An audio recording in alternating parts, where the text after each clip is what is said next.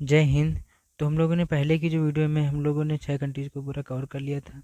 Norway, Sweden, Finland, Denmark, Iceland और Greenland को आज उसके आगे देखेंगे। आज Estonia, Latvia, Lithuania, Poland, Germany और नीदरलैंड, बेल्जियम और लग्जमबर्ग को देखेंगे। ठीक है। और ये फिनलैंड भी रूस से अलग हुआ था। ठीक है। और ये एस्टोनिया, लातविया ये सब रूस से अलग हुए हैं। यूक्रेन, ठीक है, ये सब पूरा जो है रूस से अलग हुए थे। पहले जो यूएसआर था वो 15 देशों में टूट के बिखर गया था। देखिए, यूएसआर जो था पहले, सोवियत संघ रूस, वो भी एक कम्युनिस्ट था। तो कम्युनिस्ट देश कभी ना कभी टूट जाते हैं। जैसे चाइना है, चाइना भी कम्युनिस्ट कम्युनिस्ट देश है। बाकी जितने भी डेमोक्रेसी वाले देश हैं वो इतनी जल्दी नहीं टूटते, वो मजबूत मजबूत होते हैं। ठीक है। तो आज हम लोग एस्टोनिया को देखते हैं। एस्टोनिया की जो राजधानी रहती है वो हो जाती है टॉलिन। और ये फिनलैंड की खाड़ी से लगता है और इधर में बाल्टिक सागर लगता है। ठीक है। बहुत छोटा सा देश है एस्टोनिया, लातविया, ये देखेंगे बहुत छोटे छोटे देश हैं यहाँ पे। बहुत छोटे छोटे यहाँ पे देश हैं। ठीक है। और इसके बाद हम लोग लातविया को देखते हैं। लातविया की जो राजधानी है वो हो जाती है रीगा। और ये एस्टोनिया, लातविया और लिथुआनिया, इन्हें बाल्टिक देश भी कहते हैं। ये तीन हैं। ठीक है। एस्टोनिया, लातविया और लिथुआनिया को बाल्टिक कंट्री कहते हैं। देखिए यहाँ पे बाल्टिक सागर से तीनों लगते हैं। ये तीनों की जो सीमा है वो बाल्टिक सागर से लगती है यहाँ पे। देखेंगे कि ये एस्टोनिया हो गया, लातविया, लिथुआनिया हो गया और ये बाल्टिक सागर हो गया। तो इसीलिए इनको बाल्टिक कंट्री भी कहते हैं। इन तीनों देशों को बाल्टिक कंट्री कहते हैं। ठीक है। आगे देखते हैं हम लोग। आगे जो हमारा देश है लिथुआनिया, लिथुआनिया की जो राजधानी हो जाती है वो रीगा। लिथुआनिया की राजधानी रीगा हो जाती है यहाँ पे। ठीक है। लिथुआनिया की राजधानी रीगा हो जाती है। पोलैंड से देखते हैं। पोलैंड की राजधानी हो जाती है वारसा। पोलैंड की राजधानी वारसा हो जाती है। वारसा जो हुई थी, प्रथम विश्व युद्ध जो हुआ था वो वायसराय की संधि से समाप्त हुआ था। और यह जो फ्रांस में एक वायसराय जो महल है वहाँ से ये संधि हुई थी, इसीलिए इसको वायसराय के नाम से संधि को जानते हैं। तो ठीक है, जो वारसा शहर है ये इसकी राजधानी रहता है।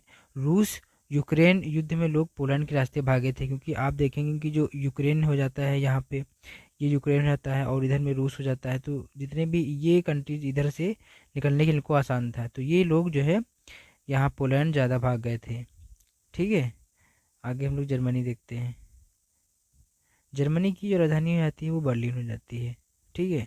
यहाँ पे बर्लिन की दीवार बनाई गई थी यहाँ पे। ठीक है। बर्लिन दीवार एक, क्योंकि जर्मनी में जो तानाशाह हिटलर था तो चारों तरफ से उसको घेर लिया गया था। और जब इस पर सभी देशों ने इस पर शासन कर लिया था, कब्जा कर लिया था इसको, तो यहाँ से एक बर्लिन की दीवार बनाई गई थी। ठीक है। बर्लिन की दीवार बनाई गई थी जो 13 अगस्त 1961 से 13 अगस्त 1961 से इस बर्लिन की दीवार का निर्माण शुरू हो गया था। और इसको तोड़ दिया गया था 1989 में। ठीक है। 9 नवंबर 1989 के बाद इसको तोड़ दिया जाए। ठीक है, तोड़ दिया गया था और उसके बाद जर्मनी आज़ाद हुआ था ये। ठीक है। तो यहाँ से बर्लिन की दीवार बनाई गई थी ऐसे यहाँ पे। ठीक है। बर्लिन की दीवार यहाँ से ऐसे। ठीक है। आगे हम लोग जो है नीदरलैंड को देखते हैं। नीदरलैंड की राजधानी एम्स्टर्डम हो जाती है। एम्स्टर्डम नीदरलैंड की राजधानी हो जाती है। इस देश का जो पुराना नाम है वो हॉलैंड हो जाता है। हॉलैंड इस देश का पुराना नाम है। और यहाँ पे एक बंदरगाह है, रॉटरडम बंदरगाह। ये यूरोप का सबसे व्यस्त बंदरगाह है, रॉटरडम बंदरगाह, जो ये एम्स्टर्डम के नीचे यहाँ पे आपको मिलेगा। ये बहुत से यहाँ से यूरोप का बहुत अधिकतर जो व्यापार है वो रॉटरडम बंदरगाह से होता है। देखेंगे यहाँ पे काफ़ी ज़्यादा द्वीप हैं। तो ये बंदरगाह जो है, देखेंगे ये अंदर है, जितने भी अंदर जो बंदरगाह हैं वो सभी सुरक्षित होते हैं। क्योंकि जो इधर में देखेंगे कि ये उत्तर सागर है, और अगर जो है कभी भी तूफान या कुछ आंधी, इधर जो है आंधी तूफान कुछ भी चक्रवात वगैरह बनते हैं समुद्री, ठीक है, तो ये यहाँ तक आएंगे और ये देखेंगे द्वीप जो है ये इसको रोक लेंगे। तो जो अंदर के जो बंदरगाह हैं यहाँ पे सुरक्षित हो जाती हैं। इसलिए यूरोप का जो ज़्यादातर व्यापार है वो रॉटरडम बंदरगाह से होता है। ठीक है। नीदरलैंड में रहने वालों को डच कहते हैं। जिस तरीके से चाइना में जो लोग रहते हैं उन लोगों को साइनो कहते हैं, इसलिए यहाँ पे जो नीदरलैंड में जो लोग ये रहते हैं इनको डच कहा जाता है, डच कहते हैं इनको। ठीक है। और इन्हीं डच लोगों ने ही भारत के केरल पर कब्जा कर लिया था, मछलीपत्तनम में। ठीक है। ये डच ही लोग थे। नीदरलैंड में एक शहर है द हेग।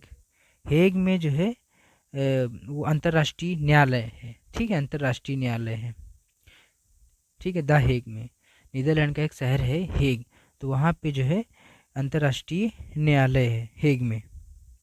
ठीक है। आगे हम लोग बेल्जियम को देखते हैं। बेल्जियम की राजधानी हो जाती है ब्रसेल्स। बेल्जियम की राजधानी ब्रसेल्स हो जाती है, ठीक है। ब्रसेल्स, यहाँ वाटरलू का मैदान है, इसे यूरोप का कॉकपिट कहते हैं बेल्जियम में।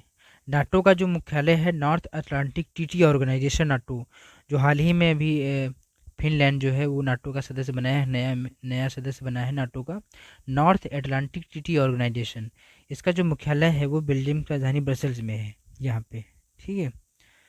बहुत छोटा सा देश है, छोटे छोटे बहुत से देश हैं, ठीक है। लग्जमबर्ग देखेंगे, लग्जमबर्ग, ये लग्जमबर्ग की जो राजधानी है वो लग्जमबर्ग ही है। यहाँ यूरोप की कॉमन संसद बैठती है, ठीक है। जिस तरीके से सभी देशों के मतलब संसद जो है, जितने भी देश हैं वहाँ से आते हैं, सभी के अपने अपने देश के लोग जाते हैं, यहाँ पे उनकी कॉमन संसद लगती है पूरे यूरोप की। यहाँ से वो पूरे यूरोप के मतलब उस पर निर्णय पे वो लोग जो है सवाल जवाब करते हैं कि यूरोप का व्यापार कैसे बढ़े, यूरोप कैसे विकसित हो, कहाँ से क्या व्यापार होगा, पूरा यूरोप का जो है वो लोग आपस में बैठ के निर्णय लेते हैं। तो यहाँ की फिर जो है लग्जमबर्ग में कॉमन संसद है। बहुत छोटा सा देश है, नीदरलैंड और बेल्जियम और लग्जमबर्ग, नीदरलैंड, बेल्जियम और लग्जमबर्ग। तो लग्जमबर्ग में कॉमन संसद है यूरोप की, ठीक है। तो आज के लिए इतना ही, मिलते हैं नेक्स्ट वीडियो में।